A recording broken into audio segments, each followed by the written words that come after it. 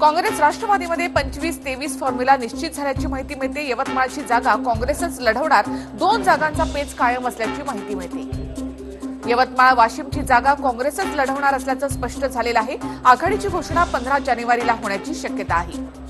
सवर्ण आरक्षणावर राज्यसभेमध्ये चर्चा सुरू असून विरोधक आणि सत्ताधाऱ्यांमध्ये चांगलाच कलगीतुरा पाहायला मिळतोय। सवर्ण आरक्षणाचं हे विधेयक आणण्यापूर्वी काही माहिती गोळा केली का असा सवाल राज्यसभेमध्ये काँग्रेसचे मंत्री कपिल सिब्बल यांनी केला आहे। दरम्यान या विधेयकाला पाठिंबा द्यायचा तर मनमोकळेपणानं द्या असं केंद्रीय मंत्री रविशंकर प्रसाद यांनी म्हटलं। कोणत्याही प्रवर्गातील आरक्षणाला धक्का न लावता गरीब सवर्णांना आरक्षण दिलं जात आहे, तर काही लोकांच्या पोटात दुखतंय अशी टीका केंद्रीय मंत्री रामविलास पासवान यांनी केली आहे।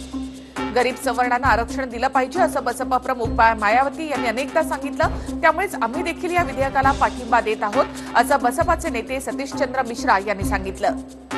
सवर्ण आरक्षण विधेयक राज्यसभेमध्ये सादर झालेलं आहे। विरोधकांना विचारल्याशिवाय कालावधी वाढवल्यावरून विरोधकांचा वेलमध्ये उतरून गदारोळ।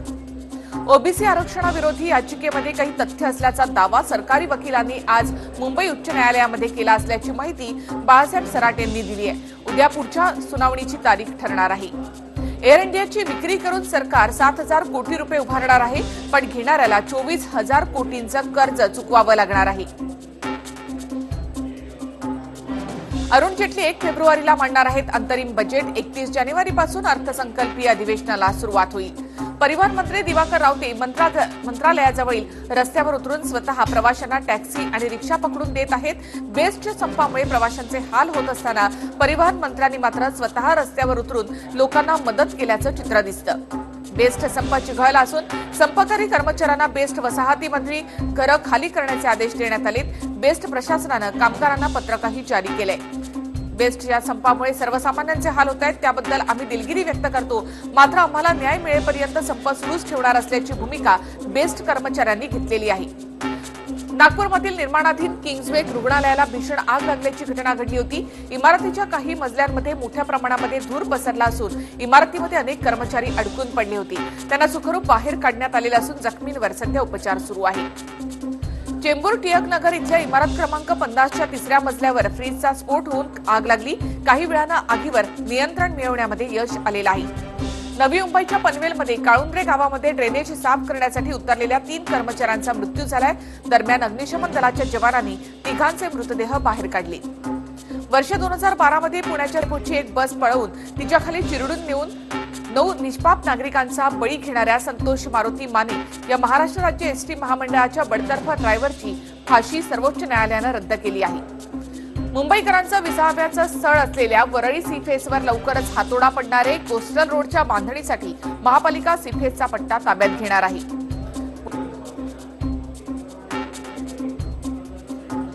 विंता नंदा यांनी अभिनेते आलोकनाथ यांच्यावर लावलेल्या बलात्काराचा आरोप खोटा असू शकतो अशी शंका मुंबई सत्र न्यायालयानं व्यक्त केली आहे।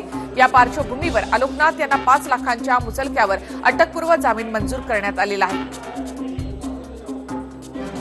सुप्रीम कोर्टाच्या आदेशानंतर 77 दिवसांनी सीबीआयचे संचालक आलोक वर्मा यांनी पदभार सांभाळलेला आहे। आज ते सीबीआयच्या कार्यालयामध्ये पोहोचले आणि आपलं काम त्यांनी हाती घेतलेलं आहे। दरम्यान वर्मा 31 जानेवारीला रिटायर होत आहेत। राहुल आणि सोनियांना इन्कम टॅक्सची नोटीस, 100 कोटींचा कर बुडवल्याचा आरोप त्यांच्यावर आहे। 5 राज्यांच्या निवडणुकांमध्ये शेतकऱ्यांनी मोदींना शक्तीचं दर्शन घडवलं अशी टीका काँग्रेस अध्यक्ष राहुल गांधी यांनी मोदींवर केली आहे। ते राजस्थानमधील जयपूरमध्ये बोलत होते। 10 दिवसात कर्जमाफीचं आश्वासन दिलं होतं, पण सत्तेत येताच अवघ्या 2 दिवसात काँग्रेसनं कर्जमाफी केल्याचंही राहुल गांधी यांनी सांगितलं। केंद्रीय कामगार संघटनेनं आज दिल्लीच्या मंडी हाऊस ते पार्लमेंटपर्यंत भारत बंदला पाठिंबा देत मोर्चा काढला। या मोर्चामध्ये अनेक कार्यकर्ते सहभागी झाले। कोलकात्यामध्ये केंद्रीय कामगार संघटनांनी पुकारलेल्या देशव्यापी संपाला हिंसक वळण लागलं असून आजही सरकारी बसवर दगडफेक करण्यात आली। त्यामुळे अनेक बस चालक हेल्मेट घालून ड्रायव्हिंग करत होते। देशभरातील 20 कोटी कर्मचाऱ्यांनी या संपामध्ये सहभाग घेतला असून 10 सेंट्रल ट्रेड युनियन यामध्ये सहभागी झाल्या।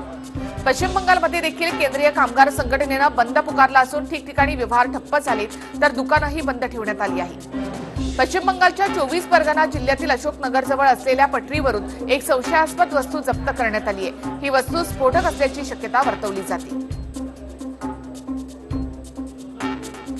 आंध्र प्रदेशच्या श्रीकाकुलममध्ये आंध्र विधानसभेचे विरोधी पक्षनेते YS जगनमोहन रेड्डी यांची पदयात्रा अखेर 341व्या दिवशी संपन्न झाली। त्यावेळी त्यांनी 3 मजल्याच्या स्तूपाचं अनावरण केलेलं आहे। दिल्लीच्या वाढत्या प्रदूषणावर सरकारनं पावलं उचलत मोठा निर्णय घेतला। आता सरकारी अधिकारी पेट्रोल डिझेलच्या गाड्यांमधून फिरणार नाहीत। त्यासाठी अर्थमंत्री अरुण जेटलींच्या हस्ते ई कार लॉन्च करण्यात आलेले आहेत। सरकारनं 15व्या इलेक्ट्रिक कार खरेदी केल्या असून या 5 वर्षाच्या भाडेतत्वावर घेण्यात आलेल्या आहेत। काँग्रेस पक्षाच्या एका महत्वाच्या पदावर पहिल्यांदाच एका तृतीयपंथी व्यक्तीची नेमणूक करण्यात आली आहे। अप्सरा रेड्डी असं त्यांचं नाव असून त्या तामिळनाडूच्या आहेत। 2009च्या यूपीएससी टॉपर शाह फैजलचा नोकरीला रामराम। काश्मीरमधल्या बारामुल्लामधून लोकसभेची निवडणूक लढण्याची शक्यता। नॅशनल कॉन्फरन्समध्ये प्रवेश करण्याची चर्चा। जम्मू काश्मीरच्या पूंछ आणि राजौरी जिल्ह्यातील एलओसीच्या करमाहा सेक्टरवर पाकिस्ताननं गोळीबार केला। सकाळी 8:15च्या सुमारास पाकिस्ताननं विनाकारण गोळीबार करण्यास सुरुवात केली। याला भारतीय जवानांनी चोख प्रत्युत्तर दिलंय।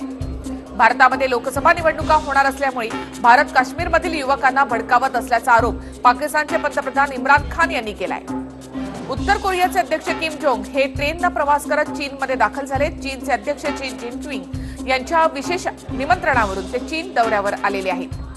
ऑस्ट्रेलियामध्ये मेलबर्नमधील विविध देशांच्या दूतावासांना संशयास्पद पाकिटं पाठवण्यात आल्यामुळे एकच खळबळ माजली आहे। मेलबर्नमधील भारतीय दूतावासाला देखील हे संशयास्पद पाकिट मिळालं असून पाकिट मिळाल्यानंतर तात्काळ दूतावास रिकामा करण्यात आलेला आहे। मेक्सिको बॉर्डरवर भिंत बांधण्याच्या निर्णयावर डोनाल्ड ट्रम्प ठाम असून त्यासाठी $5.7 अब्ज निधी याची आवश्यकता भासणार असल्याचं त्यांनी सांगितलं।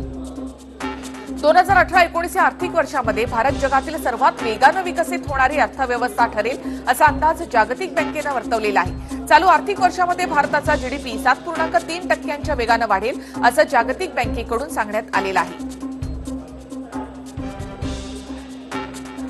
कलंक चित्रपटाचं शूटिंग नुकतंच पूर्ण झालं। या मल्टीस्टारर चित्रपटामध्ये सोनाक्षी सिन्हानं काम केल्याचा तिला अभिमान वाटत असून तो रिलीज होण्याची वाट पाहत असल्याचं तिनं म्हटलंय। बिग बीने नागपूरमध्ये बसनं प्रवास केला। बसनं प्रवास केल्याचे फोटो त्यांनी सध्या सोशल मीडियावर शेअर केले। अभिनेता फरहान अख्तर आणि शिबानी दांडेकर यांचा गुपचूप साखरपुडा पार पडल्याचं कळतं। गेल्या काही दिवसांपासून कला विश्वामध्ये चर्चेत असलेली ही जोडी येत्या मार्च किंवा एप्रिलमध्ये विवाह बंधनामध्ये अडकण्याची शक्यता आहे। वर्षाच्या मध्यापर्यंत किंवा मग अखेरपर्यंत मुन्नाभाई 3 याच्या शूटिंगला सुरुवात होणार असल्याचं अभिनेता अर्शद वारसीनं म्हटलेलं आहे। अनेकांनी राकेश रोशन यांना चांगल्या आरोग्यासाठी शुभेच्छा दिल्यात। पंतप्रधान नरेंद्र मोदी यांनी देखील राकेश रोशन यांना आरोग्यासाठीच्या शुभेच्छा दिल्या आहेत। शाहरुख खानची मुलगी सुहाना खान आणि मुलगा अब्राम खान या बहीण भावाचं नातं चांगलं चर्चेत आहे। अलीकडे सुहाना खानच्या मोबाईल स्क्रीनवर तिनं लहान भाऊ अब्रामचा फोटो ठेवल्याचं समोर आलं। मोदींची भूमिका आम्ही सर्वोत्तम निभावली असती असं मत परेश रावल यांनी व्यक्त केलंय। या माध्यमातून एक प्रकारे त्यांनी विवेक ओबेरॉयच्या अभिनयावर टीका केली आहे। 92व्या अखिल भारतीय मराठी साहित्य संमेलनावर टीका करताना कुंडलकर यांनी यवतमाळ कुठे आहे हेच मला माहिती नाही असं आपल्या फेसबुक पोस्टमध्ये म्हटलं होतं। त्यावर टीकेची झोड उठल्यानंतर ही पोस्ट टाकून त्यांनी काढून टाकली आहे। जन्नत 2 या चित्रपटामधून बॉलिवूडमध्ये पदार्पण करणाऱ्या ईशा गुप्तानं काही वर्षातच अनेक चित्रपट केले। आता ती ग्रेट डर्टी या सिंगल गाण्याच्या अल्बममध्ये झळकणार आहे। आणि दाक्षिणात्य कलाकार शक्ती वासुदेवन विरोधी पोलिसात तक्रार दाखल झाली आहे। दारू पिऊन गाडी चालवल्याप्रकरणी त्याच्यावर गुन्हा दाखल करण्यात आला आहे।